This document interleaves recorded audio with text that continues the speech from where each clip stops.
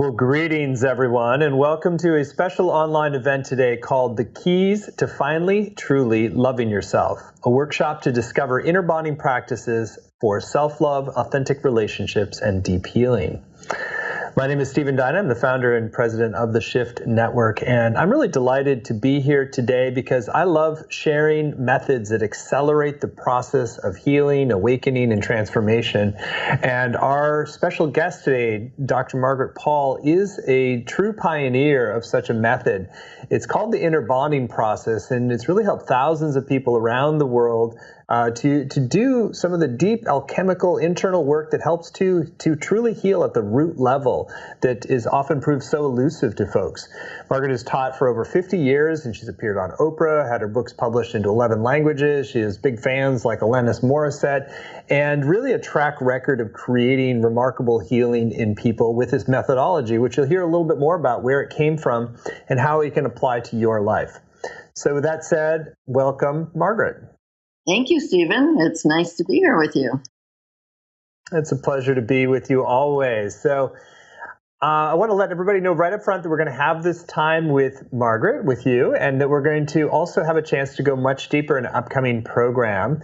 We'll share a little bit about that towards the end of the hour. So, Margaret, even though you've shared this before, there are a lot of people who are on this call who are probably hearing it for the first time and would love to hear a little bit about your story of discovering the methodology of inner bonding and how it really shifted your practice of psychology and practice of life. Well, so like so many people, I came from a dysfunctional family, a lot of anger, and I was an only child and some abuse. And I was really, really lonely. I had a lot of depression, a lot of anxiety. In fact, my mother took me to a psychiatrist when I was 5, he didn't do a very good job. And that's when I decided I wanted to be a psychologist because I thought I could do better than him. But I had a pretty unhappy teen years, and I went into all kinds of therapy starting when I was 18. I tried everything. And, it would work a little bit, but it really didn't get at the heart of why I had this anxiety and some depression. And I became a traditional psychotherapist, and I practiced traditional psychotherapy for 17 years, and I just wasn't happy with the results of it at all. And that's when I started to seek a process that would work fast and deep and really heal. That's when I met Dr. Erica Chopich. She had half the process. I had half of it. And Spirit kind of downloaded it. That was 34 years ago. And it's been evolving ever since then into this amazing process. It has completely changed my life and the life of so many thousands that I've worked with. So I'm so excited to be sharing it. So one of the things that I've always taken away from you is this kind of deeper understanding of where it is that we really fall out of loving relationship with ourselves. That there's a deeper kind of what you call self-abandonment process. So I'd love for you to share a little bit your diagnosis of essentially this area that often gets neglected by traditional psychology, which focuses a little more on insight versus like the core root issues that lead us to not love ourselves. Yeah, well, traditional psychotherapy generally doesn't get at the ways we're treating ourselves. I was never told in traditional psychotherapy that I was responsible for my feelings, and I was never taught how to do that. I was never told that I was abandoning myself, and I was never taught how to have a spiritual connection. And I learned over the years that there is no true healing without a spiritual connection. So inner bonding really differs in those major ways from traditional psychotherapy. It was amazing to me when I learned how much I was abandoning myself, and that was really creating all this anxiety and depression, relationship problems, various addictions, guilt, shame. All the suffering was from the self-abandonment and from the disconnection from my inner self and my higher self. So in a way, it's set up as like there's the self-abandonment, and then we're moving from self-abandonment to inner bonding, where there's a kind of reconnection. So what is it that's getting reconnected, and what is it that's being bonded? Well, we're learning to see and value who we truly are inside. Each of us has this incredibly beautiful, wonderful, magnificent, huge essence. We're all love inside. Most people don't know that, but we are. And then we have our unique qualities. The problem is that, like, I came into this family where my parents did not know who they were inside. They couldn't see me at all. So they projected who they were onto me, and it had nothing to do with me. And so I was completely and totally unseen, which happens for so many people. We cannot see ourselves through our programmed mind, whether you call it the ego, the wounded self. We can't see ourselves through that mind. We have to learn to see ourselves through our higher self. That's the part of us that has the truth of who we are. And we're not going to be motivated to take loving care of ourselves, whether it's physically, emotionally, spiritually, financially, in relationships, if we don't think much of ourselves. And most people, one of the major ways they abandon themselves is they judge themselves really harshly. They tell themselves, why did I say that? I'm such a jerk. I'm going to end up on the streets. Nobody likes me. I'm a loser. It's like background noise for most people. It was for me until I realized how I was treating myself. And so inner bonding is about becoming aware of how we're treating ourselves through becoming aware of our feelings. Our feelings are an inner guidance system. Most people live in their mind. They don't live in their body. So they're not even aware of when they're feeling something. And then as soon as they feel something, they want to move away from it. They want to stay up in their mind. They want to turn to an addiction to numb it. They want to judge themselves for it. They want somebody else to take responsibility. These are all ways of abandoning ourselves. And so with inner bonding, we're learning to move towards our feelings, to get with them, to embrace them, and to be open to learning about what they're telling us. All of our feelings have vital information for us. So it's such an important pivot. So part of the first pivot is like to really value and honor your feelings. And it sounds like also part of that is like the full spectrum of maybe ways that we have been to, not as functional, or things that, if we're judging ourselves, there's some separating and we're wanting to reject that or push it away. Right. Well, think about a child. If you were judging a child, that child would feel rejected. If a child came to you upset, and you just stayed up in your head on your computer and didn't attend, the child would feel rejected and abandoned. If you just gave the child a cookie and put them in front of the TV instead of attending to the feelings, the child might feel better for the moment because addictions work, but the real problem wouldn't be addressed. And if the child came to you for help, and instead of helping the child, you try to get somebody else. Well, I don't want to deal with the child. You deal with this child. Child's going to feel rejected. That's what we do on the inner level. And so inner bonding is a 6-step process to do the opposite, to attend with compassion, with caring, with a deep desire to learn. Instead of protecting against our fears and trying to control other people and our feelings and outcomes, we're shifting our intention to one of learning about loving ourselves. And that's a very powerful shift to me.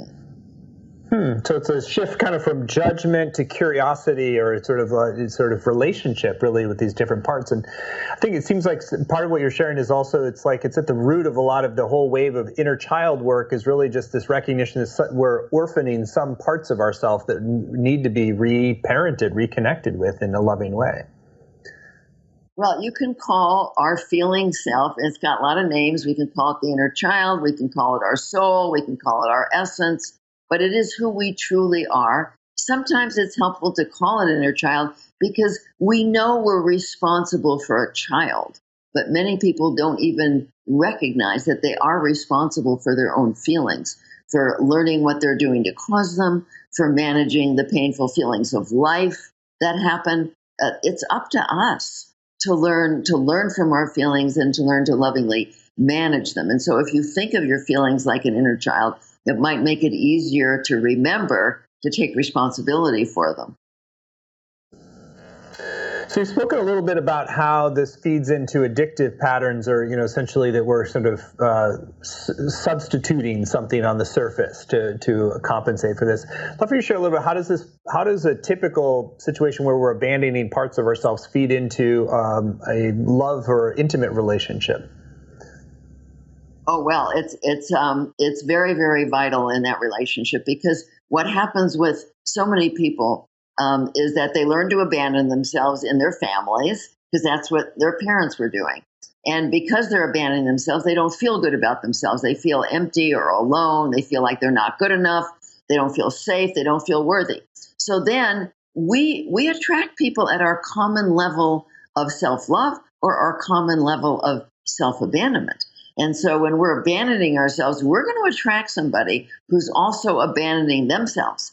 And then we each have the expectation that this other person is going to fill us up, give us our sense of worth, make us feel safe.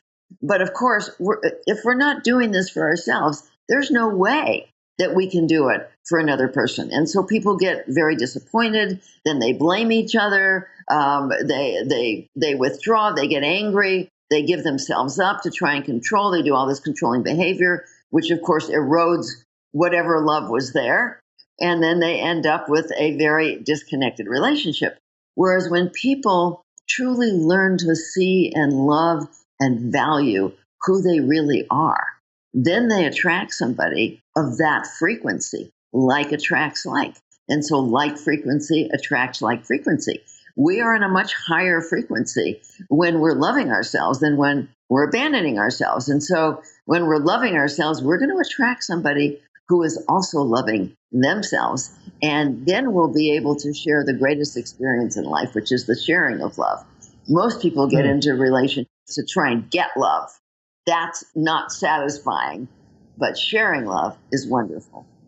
That's a very powerful insight there in terms of that key pivot.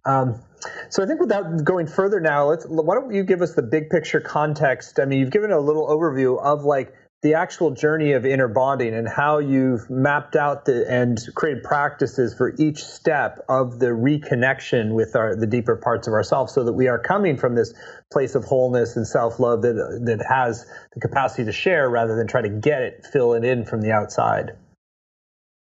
Yeah. So the first step of inner bonding is learning to move from your mind focus into your body focus, because that's where the feelings are. And so I kind of liken it to if you have a baby and you want to be a good parent, and the baby's asleep, you don't just go out to lunch. You stay in the house and you have a baby monitor on so that you can hear the moment the baby cries.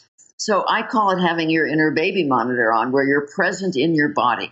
This took me a long time because I was not at all connected to my feelings when I started inner bonding. I was very aware of other people's feelings and trying to fix them, but not at all aware of mine. So step one is becoming aware of your feelings and wanting responsibility, getting present in your body, not in your mind. And step two is moving into the intention to learn, moving out of trying to control everything and wanting to truly learn about loving yourself and sharing your love and connecting with a higher source of love so that you can be coming from compassion inside.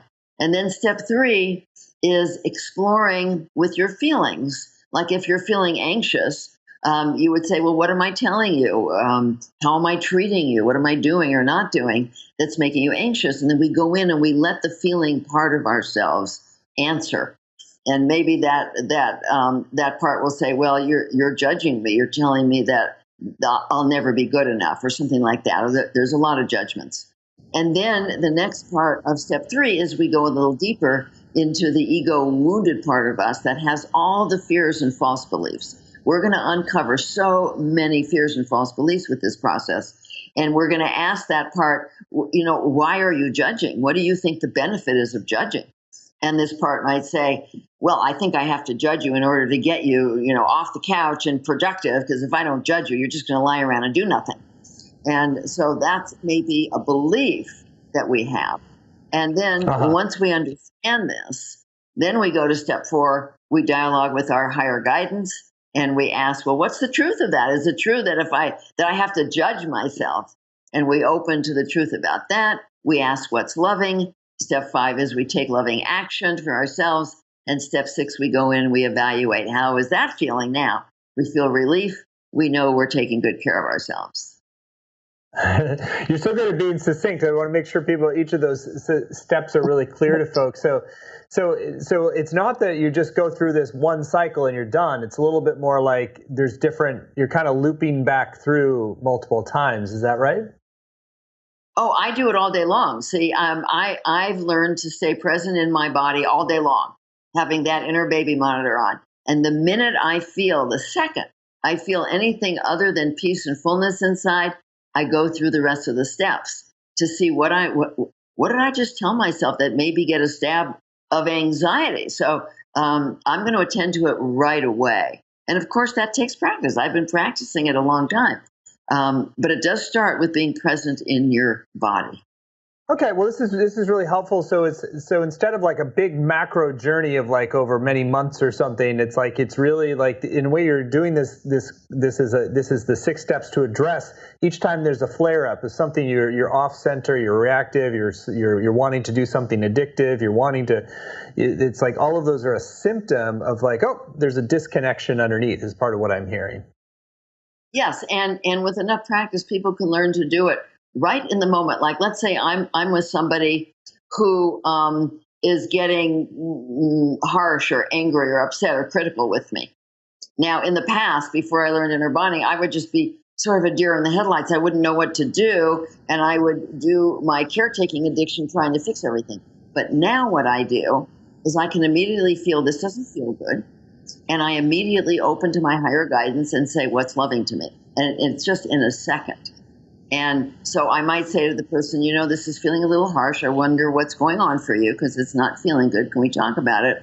Or I might get the message, just, disengage from this person. And I might just say, I got to go to the bathroom or something. I'm going to disconnect from the situation.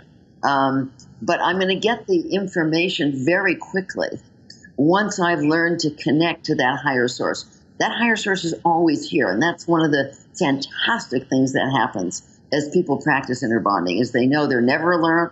They're never alone. They're not journeying alone. They don't have to decide everything alone. That guidance is always there, watching out for us and protecting us. And it's amazing what happens when we learn to have at-will connection. This is what I want to help people do. This is what I've achieved.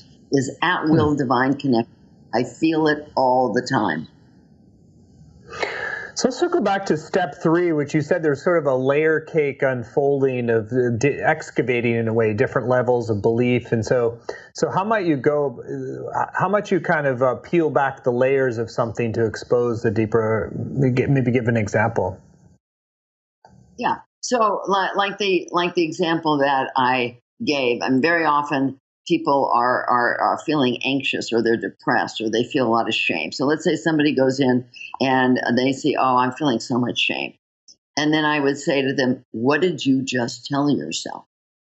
And then they can say, oh, well, I just told myself that what I did was wrong. What I did was bad. I'm bad for having done that. So then I say, okay, now go a little deeper. How old were you when you first made that decision that there's something wrong with you or that you're bad? And very often they'll come up with, 5 or 10 or 15. And I'd say, well, what happened during that time that made you decide that? And then they start to connect the beliefs that they're operating from with what happened to them in their lives that made them make this decision that they're bad or they're unlovable or they're unworthy or things like that. And once they start to make that connection with what happened to them, they start to realize that, this probably is no longer true for me or maybe never was and came from what happened to me. Then they can go to their higher self and ask, well, what is the truth?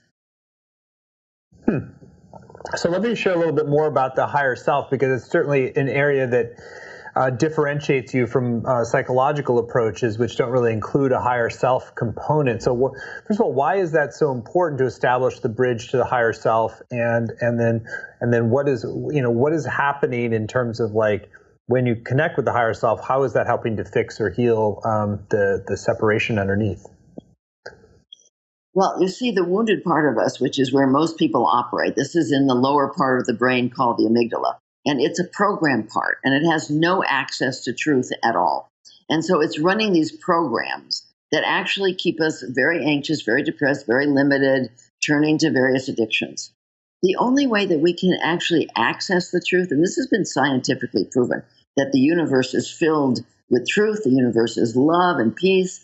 And when we learn to raise our frequency high enough, and which is what I teach people a lot, is how to raise their frequency, they can access that information pretty easily. Well, just imagine that you're going through life with somebody who knows everything about what's best for you. And all you have to do is turn to that person or being and say, well, what's best here? And you get that information. That's a wonderful way to live. That's a very safe way to live. Instead of having to figure it all out in your mind, which your mind can't really do, you're getting the direct information from your higher self that has that information, that's always here and always guiding us, always has our highest good at heart. And so that creates a sense of safety, a sense of peace, and it helps us in why I think we're on the planet, because I think we're on the planet to evolve in our ability to love ourselves first, to share our love with others, to see our own essence, and which enables us to see the essence of others.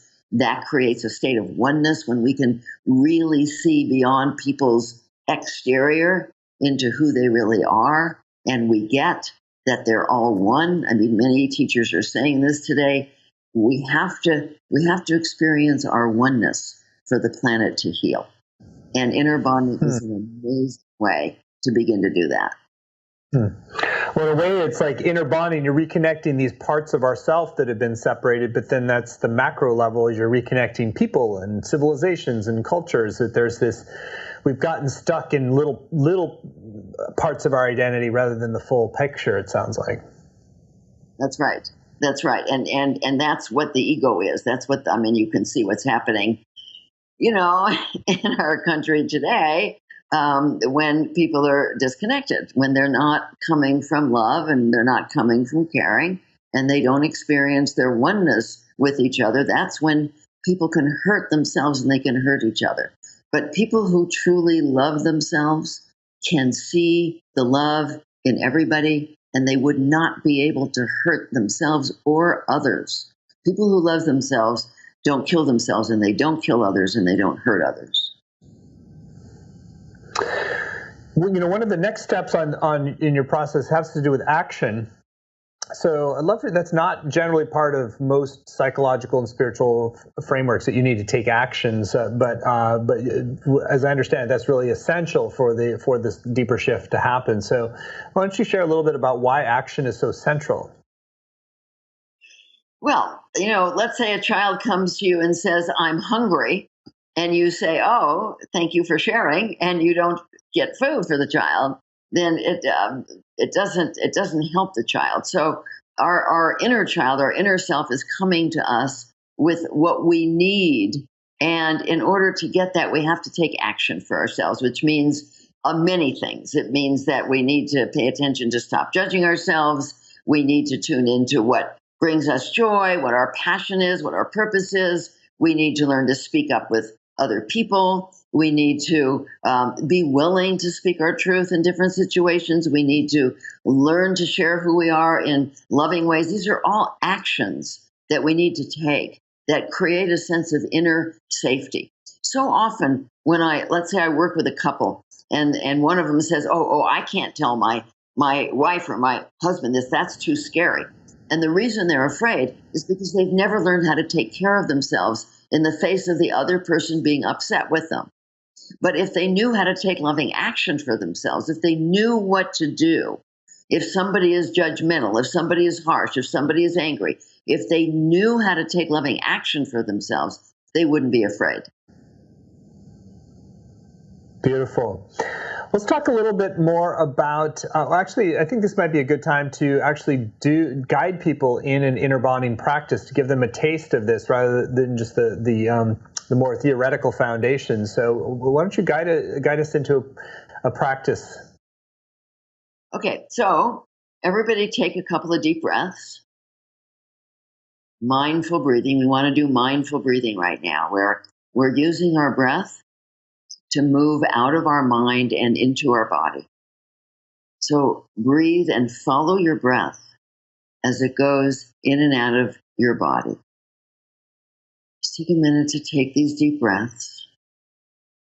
And as you're breathing, scan your body for any physical sensations, because emotions often show up as physical sensations. Like depression might be an emptiness inside, or a hollowness, or a heaviness. Anxiety might be a tightness in your stomach or your heart or your throat or behind your ears. I mean, it could be anywhere. So you want to tune into the physical sensations without judgment. So breathe into them and get present with them. And make a decision, just for now, that you want responsibility for these feelings. And then put your focus in your heart. Breathe into your heart. And open to learning. Say, I want to learn about anything I'm telling myself that may be hurtful to me. I want to learn about any way I'm treating myself. I want to learn about my beliefs. I want to learn about what's loving to me. And imagine your higher guidance. Now, if you don't have that, just imagine a light. Imagine a higher part of yourself, an older, wiser part of you, a relative who's died that you love, your concept of God, whatever works for you, or nature, or just energy, a loving energy, compassionate energy. And invite that in simply by saying, I invite your love and compassion into my heart. And this is what creates what we call the loving adult self. We need to be a loving adult before we're going to explore. It's like if you have a child who's made a mistake and you say, well, why'd you do that? The child is going to be scared and not tell you anything. But if you say, honey, there must be a very good reason that you did that, I'd really like to understand, then that child will probably feel safe. And that's what we want to do on the inner level. So right now, if you discovered anything other than peace and fullness inside, you want to stay present with that and ask, what am I telling you? How am I treating you? What am I doing or not doing that's causing you to feel this way? And then breathe in and let the answer come from inside. Now, this is just the first part of inner bonding. And if people are doing it, it's going to take them some time right now to let that part answer. But I go through this process with people all the time, all the way through the process, to help them come to their beliefs and what's loving. And they find so much relief in it. Beautiful. Well, thank you for that. It feels like, it's great to get a window into this work. So let's talk a little bit about some of the common issues that might bring people to this work, like depression and anxiety. So you spoke a little bit about what they're connected to, but maybe it'd be good to be a little more specific about what is underneath the depression and anxiety typically, and how inner bonding is helping to address that. Well, so let me just address depression, because this is a very big issue in our culture. So many people are depressed. There's so much suicide and anxiety too. There's a tremendous amount of anxiety. Basically, there's three major causes of anxiety and depression. One is unhealed childhood abuse. One is a toxic gut from the from the factory farm food, from the processed food, from the industrial seed oils, from the sugar. It's disrupted our gut, which creates toxicity, which goes right up into the brain through the vagus nerve and causes anxiety and depression. And the third major cause is self-abandonment. And so we're going to be dealing with both the physical and the emotional cause. I deal with both the physical and the emotional causes when I work with people to help them to heal both those aspects. And if somebody has childhood abuse, I deal with that as well. But anytime we're abandoning ourselves in any of these four ways that I mentioned, which is judging ourselves, staying up in our head instead of our body, turning to various addictions, and making somebody else responsible, we're, like I said, we're rejecting and abandoning ourselves. That creates anxiety, depression, guilt, shame, anger, aloneness, emptiness, relationship problems. It creates all of that.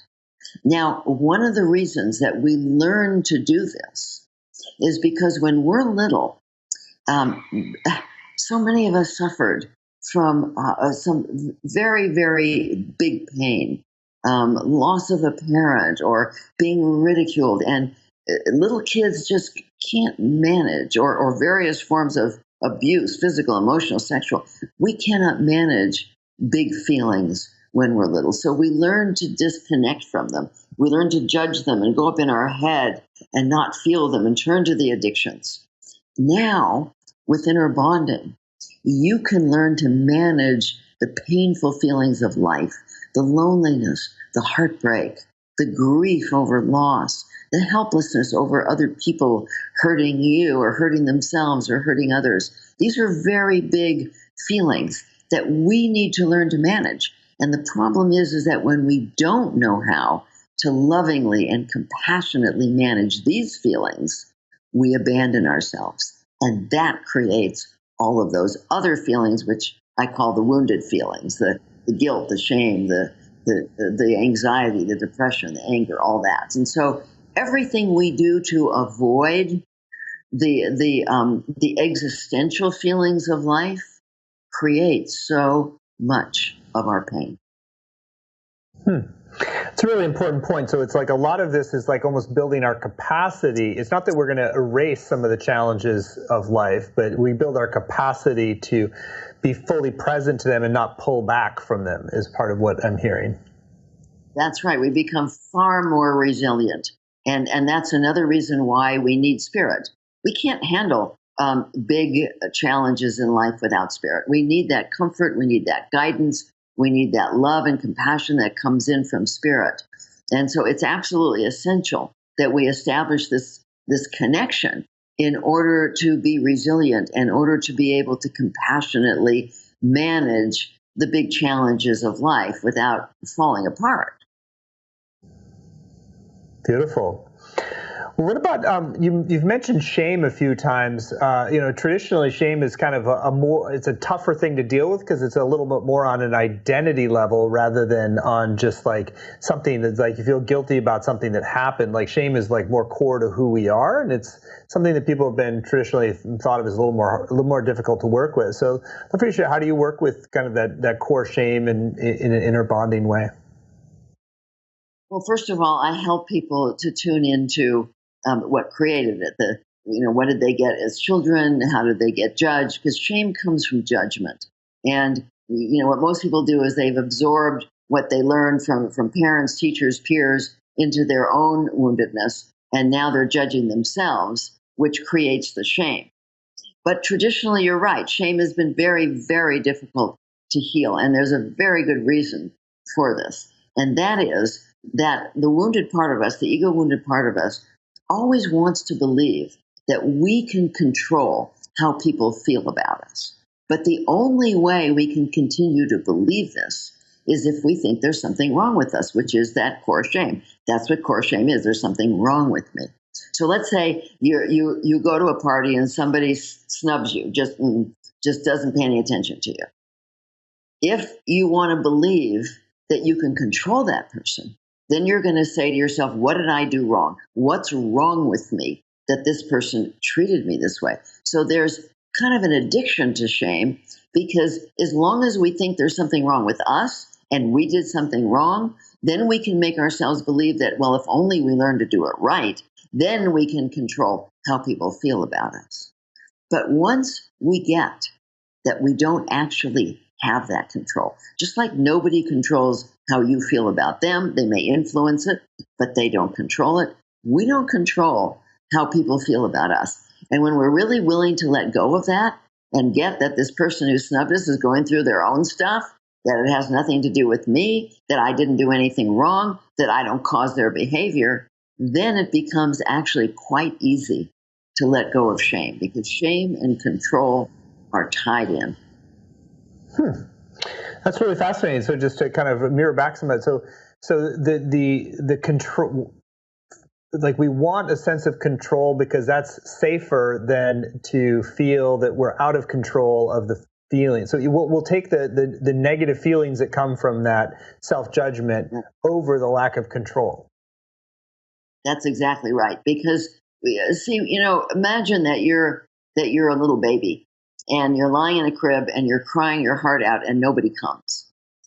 If nobody were to come, you would die because you're completely helpless. You can't get out of the crib. You can't go feed yourself. You can't call somebody for help. You're completely helpless. And many of us went through this as we were infants, where we cried and cried. I did. The Spock stuff, you let the baby cry. And so it creates a terror of being helpless because helplessness gets connected with I could die. So today, people will do almost anything to avoid knowing what they're helpless over. We're not helpless over ourselves anymore. Obviously, we're not babies, but we are helpless over others. And most people don't want to accept that. They'd rather think that they caused it because there's something wrong with them or they did something wrong than to accept the feeling of helplessness. And yet, it's very, very important for all of us to learn to accept that we're helpless over other people, over outcomes, to be able to manage that feeling with compassion. Because, ironically, when we accept our helplessness over others, we become very, very empowered ourselves. That's a fascinating series of insights. I'm not sure that I've really grokked it in as deep a way as previously when we've spoken before. I think that's very interesting. You have a great way of reformulating things that have kind of like old truisms that see through them to a deeper level. Let's circling back to relationships. So we've talked a bit about relationships and how the foundation of self-love is really a prerequisite for sharing love rather than getting love. But I imagine we're kind of often in and out. You might start to have a better foundation, then you kind of fall into some other habits. So what do you recommend in terms of when you start to get into a spiral or negative dynamic with an intimate relationship? How do you start to pull yourself out and apply inner bonding to shift it?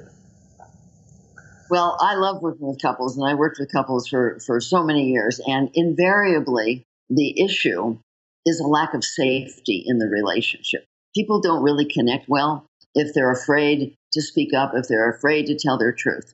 So a lack of safety starts with a lack of internal safety. When we're abandoning ourselves, we create a lack of internal safety. And then we want to control the other person, which creates a lack of safety in the relationship. And so when couples come to me with this, I see it right away. I see within 10 minutes what they're doing to create the problems. What I help them to do is to learn inner bonding, to learn to take responsibility for their own feelings, to stop blaming each other and looking to each other to fill them up and make them happy and define their worth and make them safe. They need to learn to do this for themselves. And once they do, once they really learn to do that, and that's not instant, then they're in a position to start to truly share love, to start to truly be kind and caring and compassionate with each other. And that creates the safe space. That creates the openness to connect. That's what creates the passion and the aliveness in long-term relationships, is people are truly taking responsibility for themselves and then coming to each other with open hearts, really able to support each other, have each other's back, stop blaming each other, stop making each other responsible. So inner bonding is absolutely essential for healing relationships. And my success rate is very high with people who really do devote themselves to learning and practicing inner bonding. So is one of the signals that to really, that's where I need to investigate, is where you're trying to control the other then? Is this sort of like the impulse to control the other, sort of like a little signal of like, that's where you're abandoning part of yourself and then trying to fix it in the other person? And maybe share a little bit more about that. Or blaming the person. I mean, people do this all the time. They blame the other person and make the other person responsible. If only you wouldn't shut down, then I wouldn't be so angry. And the other person is saying, well, if only you weren't so angry, I wouldn't be shutting down. And they're both blaming each other for their own controlling ways, because getting angry is a form of control. Shutting down is a form of control. They came into the relationship with these controlling patterns. And then they trigger each other, and then they blame each other, which, of course, just makes it worse. And until each person is willing to go within and say, what am I doing that's making me feel bad? How am I rejecting and abandoning myself? How am I creating a lack of safety in this relationship? See, that's what creates healing, is when each person is willing to go inside and do their inner work. Beautiful. Well, it's clear in sharing each answer to this, you've got a very precise, very well thought out, and very successful understanding of how to address this. So I think now is a good time to talk a little bit more about your upcoming program, because our deepest commitment at the Shift Network isn't just to inspire people; it's really to help people transform and heal and awaken and be the radiant lights that they're here to express our highest truth into the world and our deepest service. And these core issues of self-love and abandonment and addiction and distraction, it's like there's so many different ways that can poison our expression in the world, poison our love relationships, how we show up. So we really love that you're working at this depth level and offering such a clear methodology for how to really find that sense of wholeness and peace and centeredness and loving compassion that then we can express out into the world in beautiful ways. So Dr. Margaret is going to be teaching this program coming up called Finally Truly Loving Yourself, Healing Attachment Wounds and Finding Self-Acceptance Through Inner Bonding. It's based a lot around the foundations you've heard today, but really taking it much deeper and into the specific practices and teachings and giving you a chance to work through the processes yourself so that you're really experiencing the transformation, not just hearing about it. So you can see the program laid out in a lot of detail at lovingyourselfcourse.com, just as it sounds, lovingyourselfcourse.com. It's going to be a 7-week program based around these 6 steps of the inner bonding process. And it really is something that it doesn't matter what spiritual path you're on, what path of growth. This is a very useful set of practices and processes that can really apply to no matter what kind of path of growth you're on. So it's sort of like a deep code for the self-healing work that allows you to find that sense of wholeness moving forward. So some of the symptoms that might be addressed by this program are anything with core issues in relationships, if you have some addictive patterns, even subtle ones, anxiety and depression. It doesn't have to be dramatic, but these are like little symptoms of parts of you that aren't fully online, that aren't fully bonded, and that are connected to subtle forms of rejection. So inner bonding is really a pathway to learn to love these parts of yourself and come into a new sense of wholeness. And it's particularly a good program for people who have done a fair amount of inner work on themselves. Dr. Margaret said that she had done 17 years of psychotherapy before this process, and then really was seeing huge shifts in the efficacy by working with this. So if you've done a lot of therapy, a lot of spiritual practice, and yet there's still an emptiness or addictive patterns or something isn't quite lining up, then this is a great next step for you to take. So, Margaret, I'd love for you to share a little bit more about this course, which is a video-based program, and it's going to start pretty soon. I'll share a little more about that. But first, maybe just on a high level, what do you feel like you're really able to offer people in this program?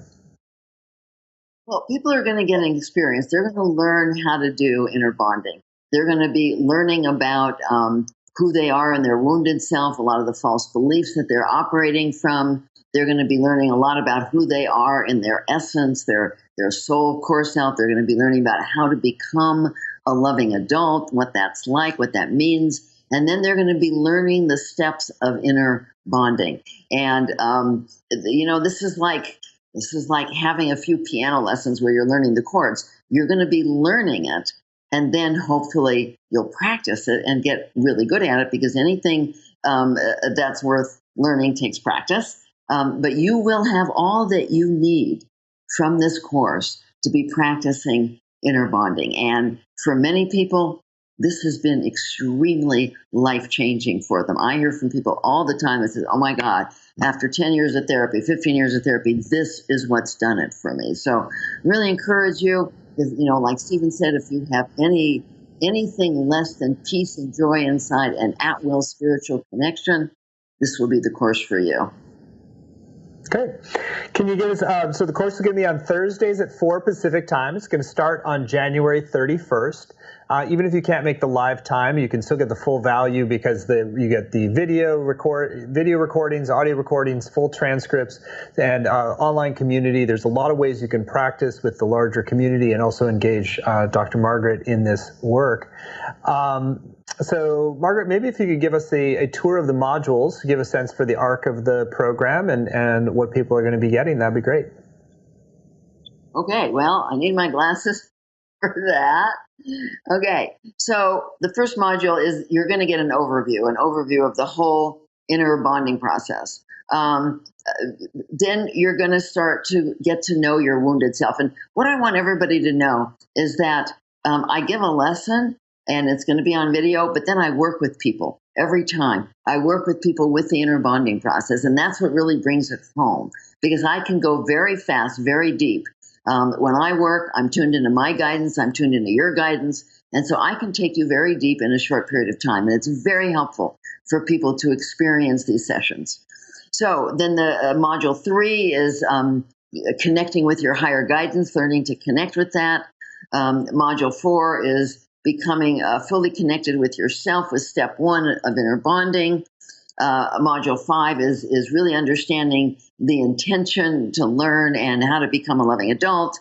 And module 6 is it's going to be steps 3 and 4, how to do the dialogue processes. And then module 7 is steps 5 and 6, developing the inner strength to take the loving action that you need to take for yourself. That's what we'll be doing. Beautiful. Well, I want to encourage people to go to the page at lovingyourselfcourse.com. Again, that's lovingyourselfcourse.com.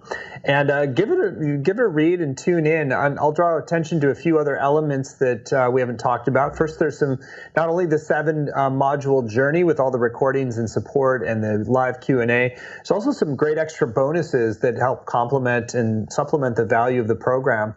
One is an audio teaching from Margaret called 2 Secrets for Divine Connection. It's described a little more on the page there. And there's also a fascinating dialogue between Margaret and Alanis Morissette called Individual Process and Creativity.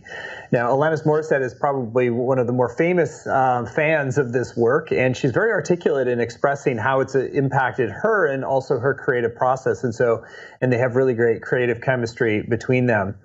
There's also a podcast series from Margaret hosted by Dr. Anita Archer called Handling Relationship Challenges. And the bonuses just keep coming. There's also an inner bonding teaching series and an inner bonding workshop workbook. And there's a special bonus that's available only today until midnight. We'd like to do this as a little encouragement for you to go to the page at lovingyourselfcourse.com and tune in. And if you're getting even an inkling of a yes, you've got an extra incentive to step forward and go for it today. So this is a dialogue between Margaret and Marcy Shimoff. It's called Happiness for No Reason Through Inner Bonding. Now, Marcy is a multiple New York Times bestselling author, really articulate speaker publicly. Margaret, you want to share anything about that special bonus that people get when they sign up today? Yeah, I love my conversations with Marcy. I've known Marcy for many, many years. And in fact, she wrote the foreword to my last book, and she's a wonderful human being. And you're going to get a lot out of our talk together. Once we talk, we can go on and on, just like with Alanis, and I know that you'll very much enjoy that. Great.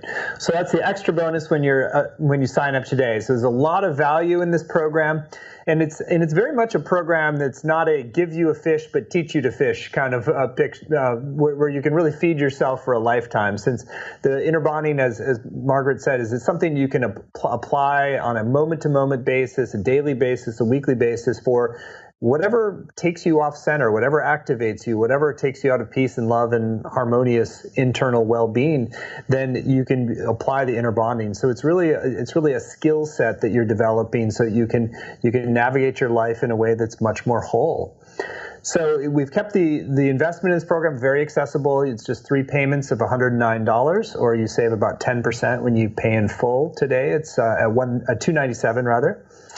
And I encourage you to go to and check things out at lovingyourselfcourse.com. There's also a lot of great graduate testimonials. People who this isn't just it's get inspired for a day. It's like people go through real transformation, real healings, lifelong patterns, addictions, depression, anxiety, relationship breakdowns.